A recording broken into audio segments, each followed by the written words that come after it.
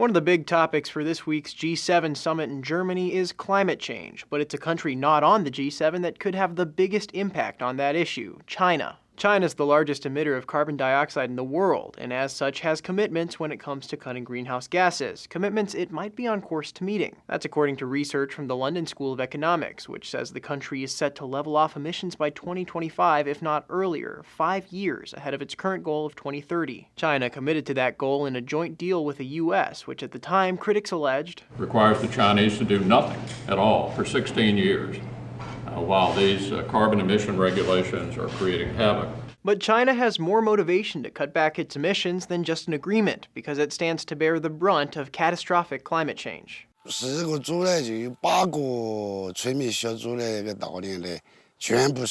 China's agricultural sector has already seen some of the effects of warming, with the country's north suffering increasingly severe droughts over the past years. There's also China's most publicized environmental problem, air pollution. In 2010 alone, polluted air reportedly led to the premature deaths of more than 1.2 million people in China, as much as 13% of GDP and costs. At the same time, they've got exposure to the climate change problem, and they're worried about their energy security issues. So they've been looking to diversify their energy sources. That means getting off the fossil fuels. It's a priority China seems to realize, as its officials have spoken to that effect, and it's invested heavily in renewable energy. 6 of the top 10 manufacturers of solar panels are based in China, and the country leads the world in solar panel installations as well. That's just one part of what the London School of Economics report called China's turn away from the unsustainable growth of the past 3 decades. China's new normal will need to foster a dynamic process of structural transformation in which sustainable growth, energy security, a clean environment, and a steep decline in emissions all reinforce one another. But how exactly China aims to implement that growth pattern won't be known for sure until it reveals its next 5-year plan, set to start in 2016.